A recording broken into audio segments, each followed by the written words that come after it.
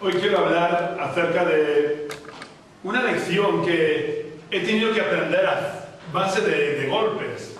¿Sabéis? Porque a veces hay lecciones que las aprendemos enseguida y otras las aprendemos a base de golpes, a base de fracasos y a base de tropiezos. Y esta es una lección que he aprendido, pero que no siempre la pongo en práctica y vuelvo a tropezar. Y por eso hoy quiero decir que me hablo en primer lugar a mí mismo, porque para aprender las cosas a veces es bueno decirlas en voz alta y escucharlas nosotros mismos. Y os digo sinceramente, lo que os voy a hablar hoy no siempre logro ponerlo en práctica, pero es una base importante de nuestra vida. Vamos a leer en Proverbios capítulo 3 y versículo 5. Os recuerdo que el libro de Proverbios está escrito por el sabio Salomón. Y dice Proverbios capítulo 3 y versículo 5: confía en Jehová con todo tu corazón y no te apoyes en tu propia prudencia. Vamos a orar al Señor. Señor, queremos darte las gracias por tu presencia en este día. Gracias, Señor, porque tú nos tocas, tú nos ministras, pero también tú nos hablas, Señor. Yo te pido, Señor, que nos des oído atento a tu voz para obedecerte. Ayúdanos a no llenar nuestra mente de sabiduría y nuestra vida quede vacía, Señor. Queremos vivir lo que aprendemos, queremos vivir tu palabra. Danos las fuerzas, la sabiduría para poder poner en práctica tu palabra, que seamos hacedores de tu palabra y no tan solo oidores, Señor.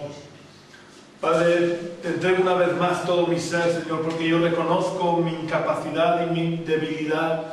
Y te pido, Señor, que tú controles mis pensamientos y que me ayudes a llevarlos cautivos a la obediencia a Cristo, para que a través de mí solo salga tu palabra viva y eficaz, y que pueda penetrar en los corazones, en nuestros corazones, y pueda realizar la obra para la cual tú la envías, Señor. Padre, por la autoridad del nombre de Jesús, yo reprendo, ato y echo fuera de este lugar toda influencia del principado de las tinieblas. Toda tiniebla sea disipada en este momento, en este lugar, por la preciosa presencia de tu bendito Espíritu, Señor. Padre, vivifica tu palabra en nuestros corazones y ayúdanos, Señor, a oírte. Ayúdanos, Señor, a hacer tu voluntad, en el nombre de Jesús. Sabéis, yo doy gracias a Dios que me dio inteligencia. No soy una lumbrera, pero en mi modesta opinión me considero una persona un poco inteligente. Y doy gracias a Dios porque me permitió nacer y crecer en medio de una familia que me amó, me cuidó y me proveyó los medios para poder estudiar. Y quiero decir esto porque a veces hay un pensamiento equivocado, sobre todo en el mundo pentecostal, de que los estudios son malos. De hecho, ¿sabéis? Si se hace una encuesta, es curioso ver cómo la mayoría de los cristianos que llegan a puestos de responsabilidad, a puestos en los que se necesita una carrera, casi todos provienen de lo que se llaman las iglesias tradicionales, que no creen en la obra del Espíritu Santo hoy en día. Y en las iglesias pentecostales la mayoría dejan los estudios, por lo menos aquí en España, porque hay a veces un pensamiento equivocado de que ¿para qué va a estudiar el cristiano si lo que tiene que hacer es servir a Dios? Y yo te digo, sí, es verdad, lo que el cristiano tiene que hacer, sea culto o sea un inculto, sea alto o sea bajo, sea feo o sea guapo, lo que tiene que hacer todo cristiano es servir a Dios. Pero ¿tendremos más influencia si servimos a Dios, por ejemplo, como jefes de una empresa o como engrasadores de la empresa? Evidentemente podremos ejercer mayor influencia, podremos influir sobre mayor cantidad de personas, cuanta mayor sea nuestro nivel laboral, nuestro nivel cultural y nuestra posición social. Así que quiero aprovechar para decir que si tienes que educar a hijos, los eduques intentando que lleguen a alcanzar altos puestos en la sociedad. Siempre poniendo en primer lugar a Dios, porque lo más importante es estar en el lugar que Dios quiere que estemos. Pero no menospreciemos porque los cristianos no necesitamos estudios, dicen algunos. Pero yo doy gracias a Dios que me permitió estudiar y que me permitió estar donde estoy. Pero quiero deciros que a veces la inteligencia y la cultura pueden ser un problema. Pero no quiero, ya digo, que vayáis a interpretar como que estoy hablando en contra de que nuestros hijos estudien. Ya digo que yo doy gracias porque mi padre fue un padre bastante severo y que me enseñó a que debía de prepararme, a pesar de que él era pastor. Es verdad que me enseñó a tener unas prioridades correctas en la vida, pero asumiendo que lo primero es Dios, que mi vida tiene que estar dedicada para servir a Dios. En segundo lugar, tengo que pensar en que debo de prepararme para poder servirlo mejor. Pero bueno, lo que quiero decir en esta mañana es que a veces la cultura, la inteligencia pueden ser un problema. Y lo han sido para mí muchas veces, porque a veces ha supuesto un impedimento, una barrera para dejarme guiar por Dios. Porque he hecho lo que precisamente dice el sabio Salomón que no debemos de hacer. Aunque en la versión que yo he leído dice no te apoyes en tu propia prudencia, hay muchas traducciones, quizás la mayoría de las traducciones no dicen no te apoyes en tu propia prudencia, dicen no te apoyes en tu inteligencia. Y creo que es suficientemente claro el que nuestra confianza debe de ser puesta en Dios y no en nuestra inteligencia. Esto quiere decir que cuando yo debo de tomar decisiones en mi vida, sean grandes o pequeñas, no debo de tomarlas de acuerdo a mi inteligencia, sino de acuerdo al plan y al propósito de Dios para mi vida. Porque a veces Dios nos pide que vayamos en contra de la lógica humana. A veces Dios nos pide que no tomemos decisiones de acuerdo a nuestra inteligencia, que ya digo que son buenas, pero si están sujetas a Dios. Quiero enfatizar, insistir, la inteligencia, la cultura no es mala. Lo que es malo es confiar en nuestra inteligencia en lugar de confiar en Dios. Porque nuestra inteligencia con frecuencia va en contra de los planes de Dios, o los distorsiona, o los nubla de tal manera que nos saca del plan y del propósito de Dios para nuestra vida. Como os decía antes, siendo sincero, a lo largo de mi vida, a veces, incluso yo diría que demasiadas veces he hecho caso de mi inteligencia y he tomado decisiones movidas por los dictados de mi inteligencia. Y aunque humanamente quizás eran decisiones correctas o que la mayoría de las personas hubieran asumido, pero al final he tenido que pagar el precio y las consecuencias, porque ese no era el plan perfecto de Dios para mi vida. Es verdad que con el paso del tiempo, cuando me he dado cuenta, he tenido que rectificar, y si ya no podía rectificar, le he tenido que pedir perdón a Dios. Y al final Dios, por su gracia y por su misericordia, ha cambiado la maldición en bendición. Y he podido ver su mano poderosa interviniendo y arreglando lo que mi inteligencia había estropeado. El confiar con todo el corazón en Dios es lo mismo que decir que confiamos plenamente en Dios. Y esto quiere decir que aunque se levanten las tormentas en medio de nuestra vida, que incluso nos hagan temer que nos van a hundir, tenemos que seguir confiando en Dios.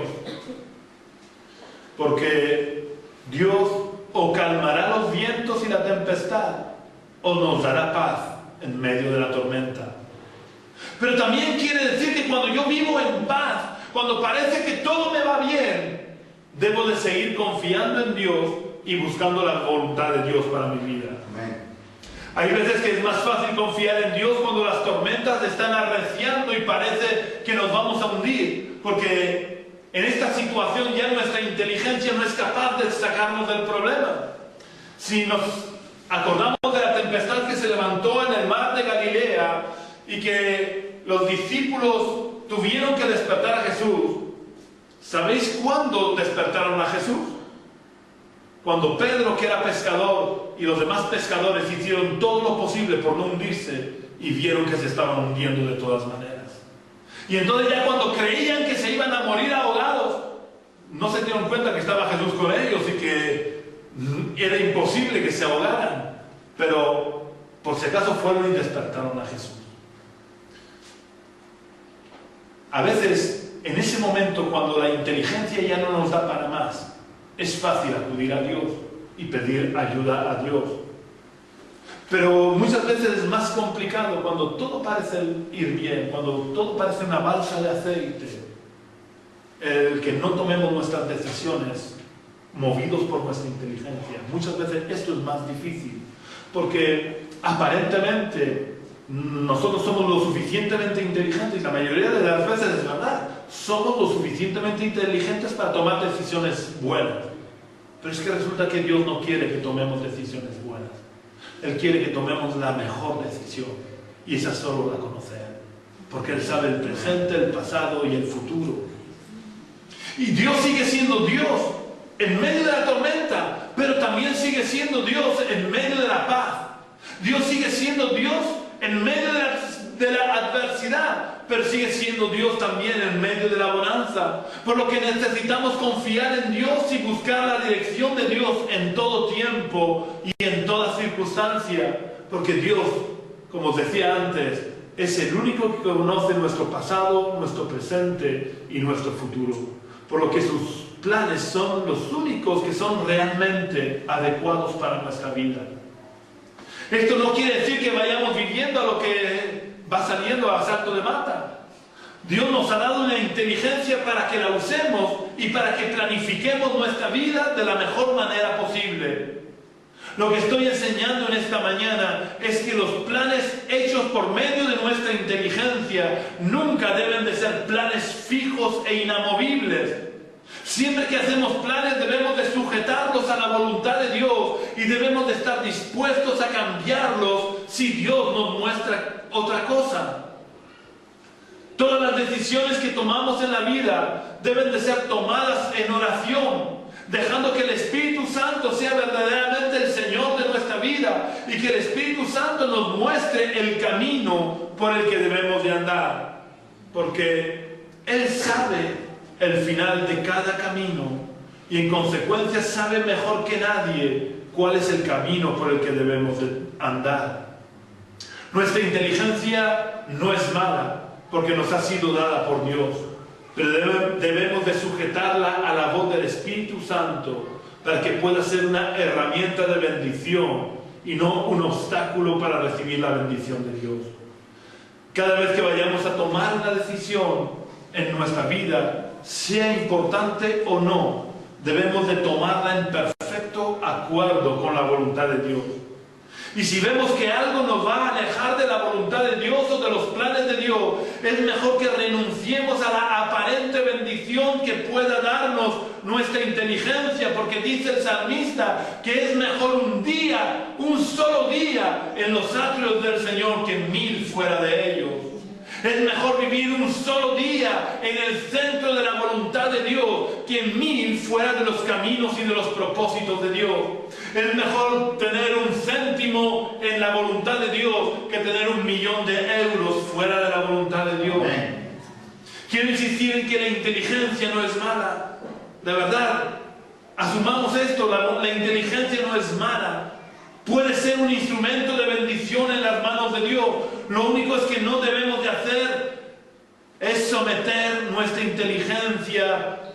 Lo que tenemos que hacer es someter nuestra inteligencia a la voluntad y a los planes de Dios y no actuar de acuerdo solo a nuestra inteligencia, sino que debemos de actuar y confiar en la voluntad de Dios y poner nuestra inteligencia al servicio de Dios y no al revés.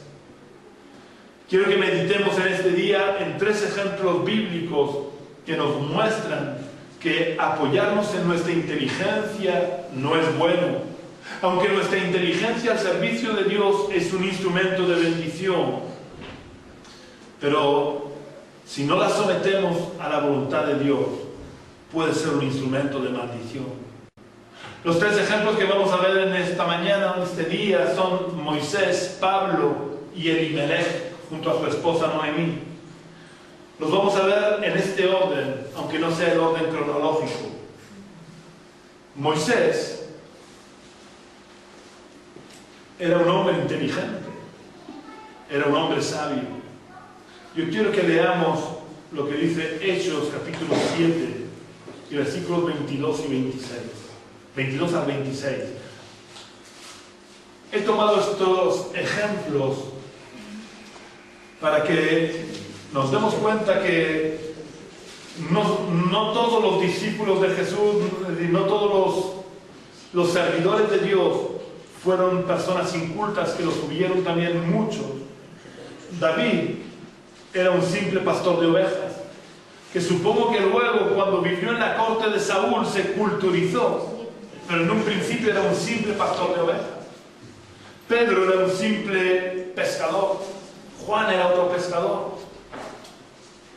Pero los ejemplos que he tomado hoy eran personas inteligentes.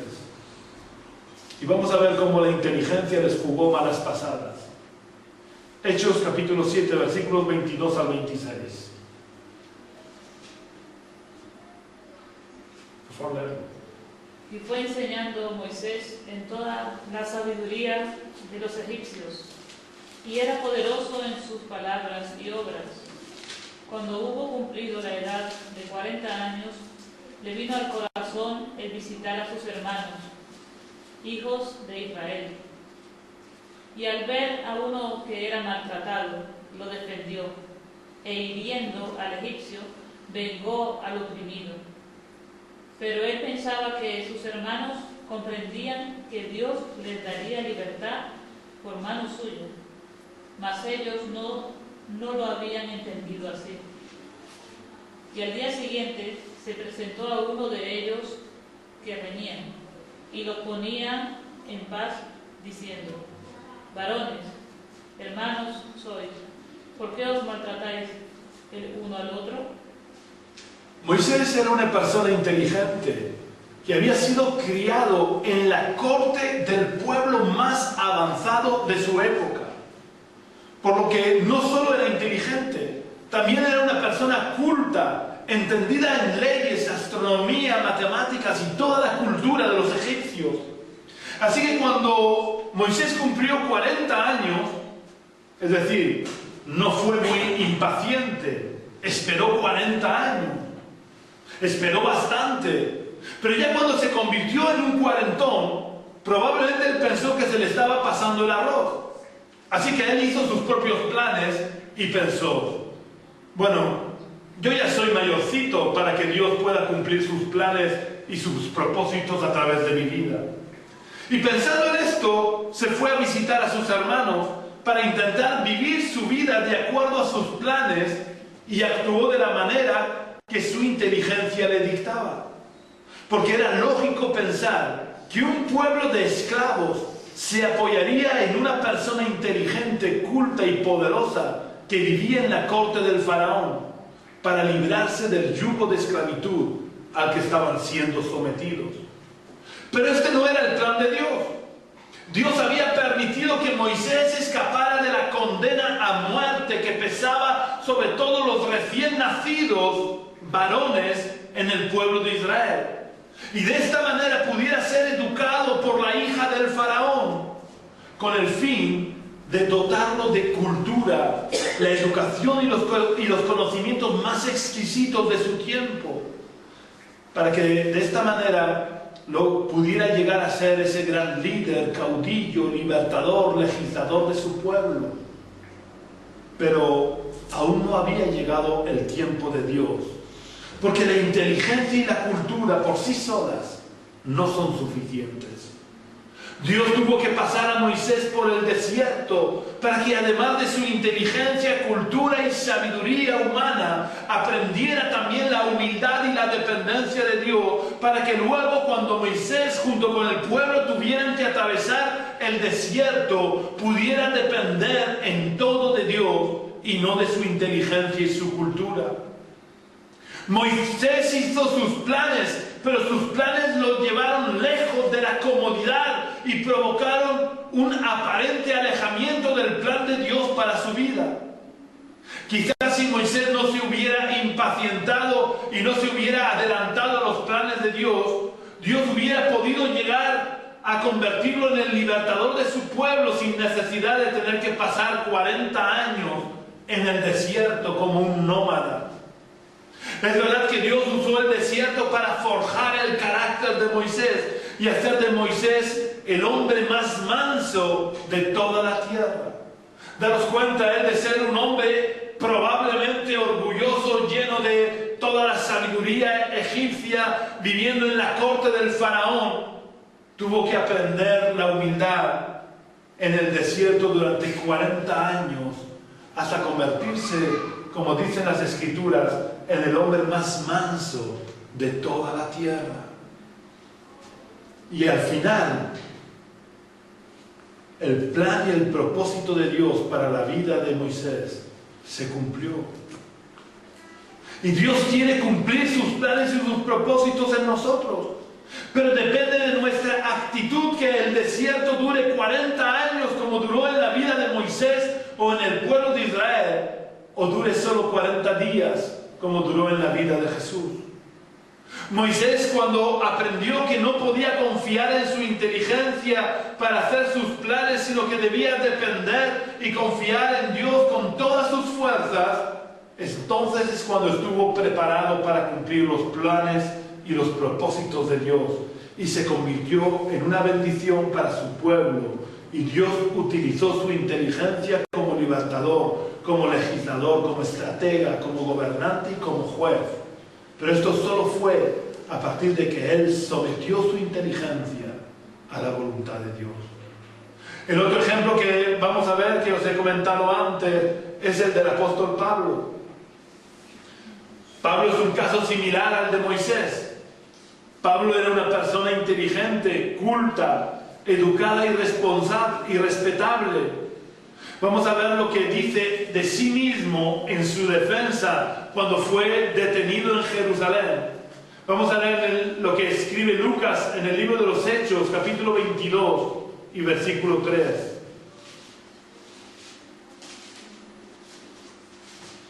Lucas capítulo 22 y versículo 3. ¿El libro de los Hechos? El libro de los Hechos, escrito por Lucas. Pero el libro de los Hechos, capítulo 22, versículo 3.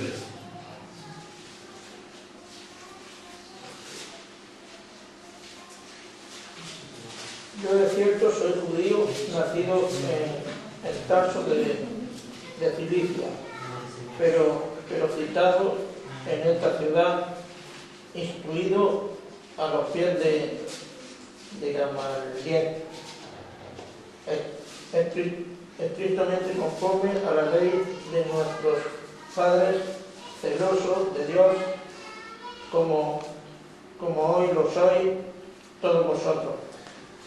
Pablo también en su carta a los Filipenses dice esto mismo. Él dice: yo soy judío de nacimiento, circuncidado al 8º día, soy fariseo de fariseos, cumplidor estricto de la ley, irreprensible en cuanto a la ley. Además de Pablo, y he escogido este versículo porque especifica que fue educado a los pies de Gamaliel. Gamaliel era uno de los maestros más importantes de Israel en tiempos de Jesús y en tiempos de Pablo.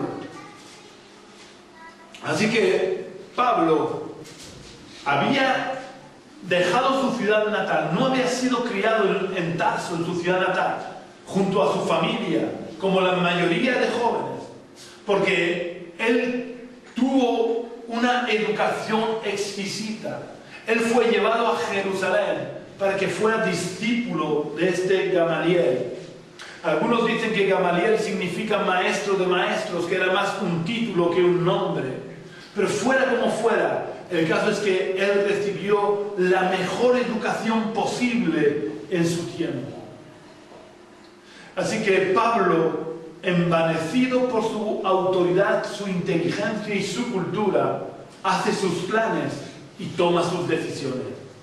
Y se encamina hacia Damasco para perseguir a los cristianos. Estos eran sus planes. Él había pedido cartas de recomendación a los que mandaban en Jerusalén para poder ir a Damasco y perseguir a los cristianos. De nuevo tenemos a un hombre culto, educado en la mejor educación de su tiempo, que tenía la tendencia de hacer sus propios planes y de tomar sus propias decisiones, sin tener en cuenta la voluntad de Dios. Y en ese camino, en el camino para cumplir sus planes, tiene un encuentro con el Cristo resucitado que transformó su vida.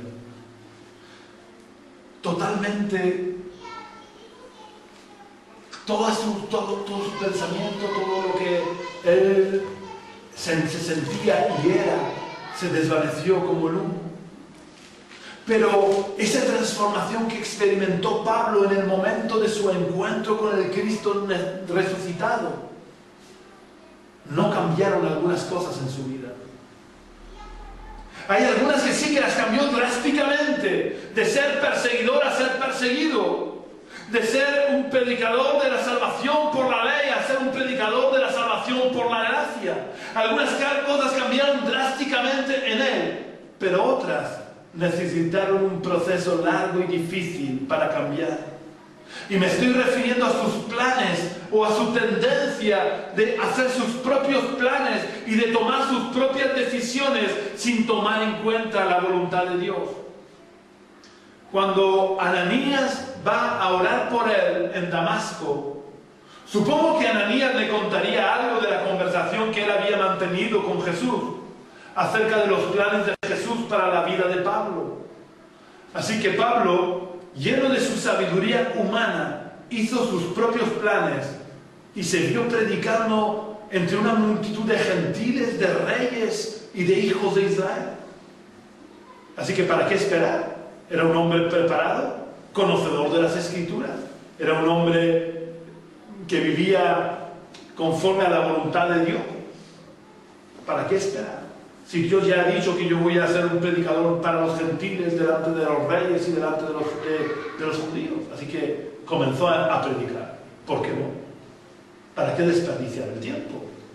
Pero que aparentemente era un razonamiento lógico, porque él era un hombre culto y estaba preparado para predicar, no era el plan de Dios en ese momento. Y su inteligencia y sus planes lo sacaron temporalmente del plan y del propósito de Dios. Y tuvo que huir y esconderse en su ciudad natal para que no lo mataran. Durante todo este tiempo en el que él predicó por su cuenta, sin buscar la voluntad de Dios, no obtuvo ni un solo convertido. Podéis leerlo en el libro de los Hechos. No hubo ni una sola persona que se convirtiera por su predicación. Sin embargo, cuando él entró en los planes de Dios, nada más abrir la boca, se convertían por cientos y miles las personas.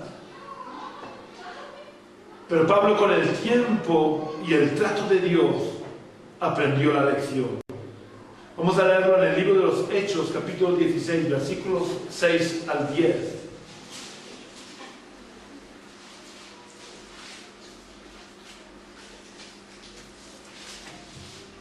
Hechos 16, versículos 6 al 10.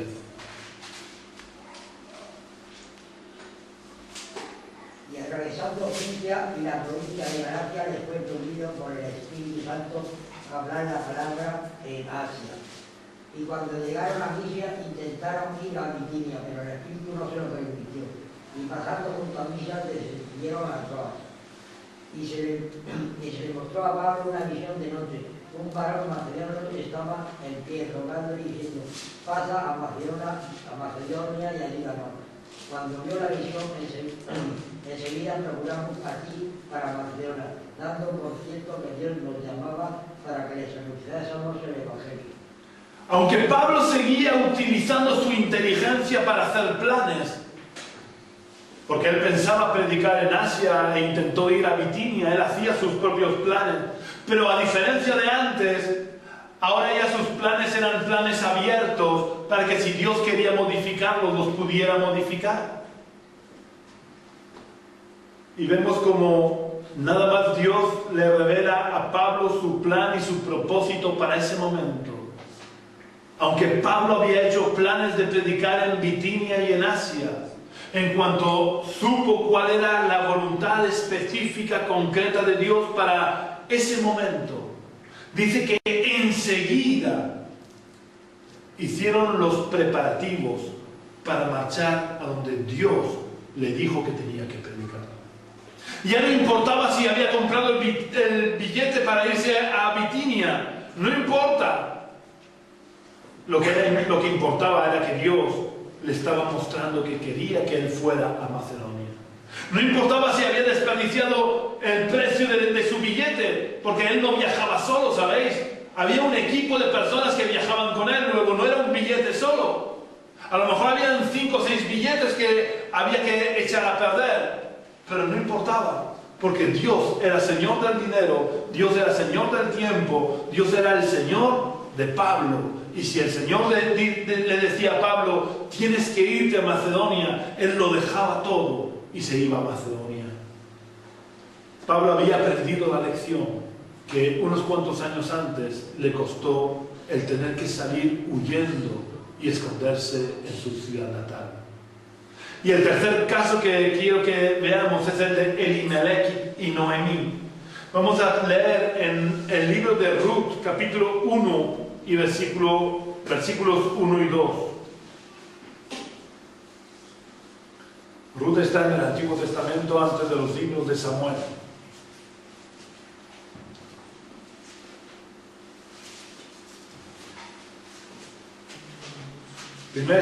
Ruth capítulo 1, versículos 1 y 2.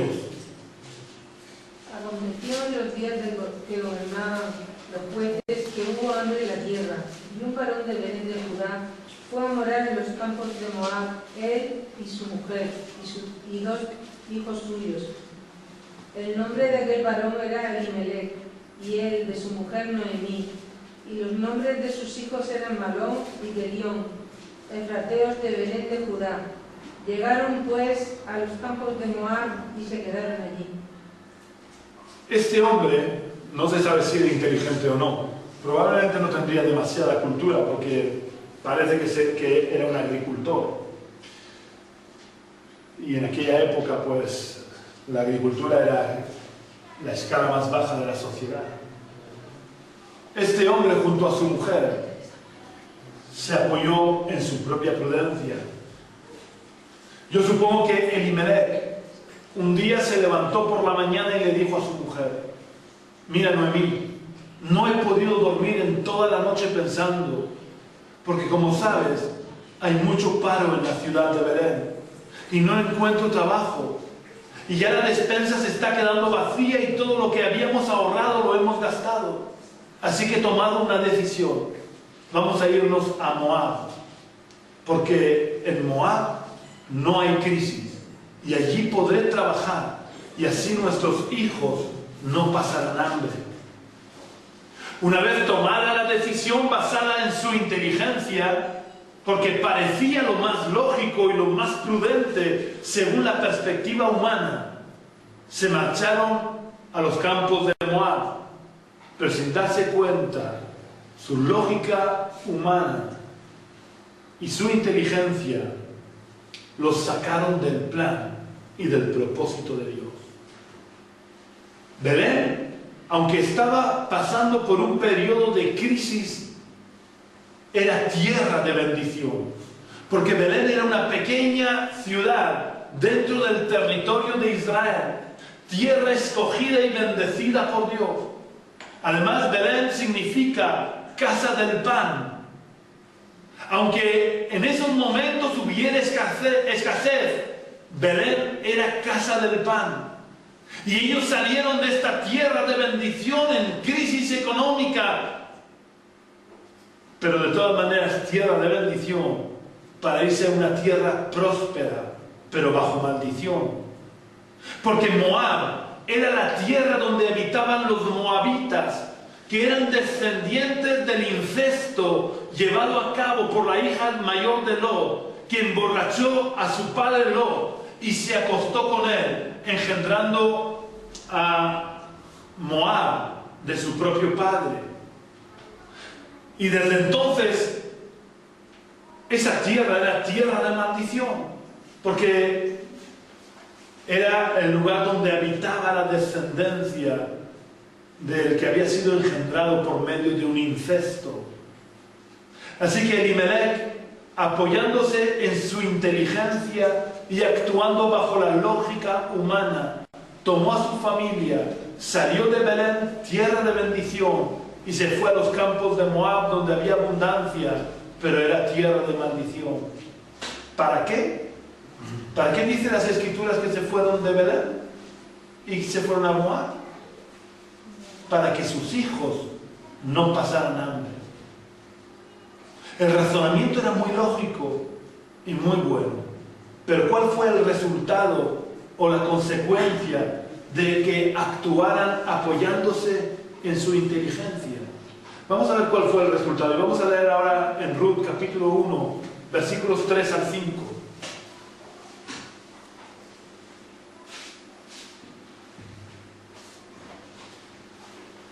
Y murió Elimelech, marido de Noemí, y quedó ella con sus dos hijos, los cuales tomaron para sí mujeres moabitas. El nombre de una era Orfa y de la otra Ruth. Habitaron allí unos 10 años. Y murieron también los dos, Malón y Kelión, quedando así la mujer desamparada de sus dos hijos y de su marido. Como consecuencia de su decisión apoyada en su inteligencia, no pasaron hambre, pero murieron, él y sus dos hijos. Daros cuenta de las consecuencias que a veces tenemos que pagar por tomar decisiones equivocadas. Bajo la perspectiva humana era lógico que Elimelech se fuera de Belén, en la que había hambre, y se fuera a Moab, donde había abundancia, para que sus hijos no pasaran hambre. Y sus hijos no pasaron hambre, sus hijos se murieron. Y él también se murió. Cuando nos salimos de los planes de Dios, por muy inteligente que haya sido nuestra decisión, acabamos sufriendo las consecuencias de habernos salido del plan y del propósito de Dios. Pero Noemí, que quizás no era tan inteligente como su marido, se apoyó en Dios y tomó la decisión correcta y se volvió a la tierra de bendición.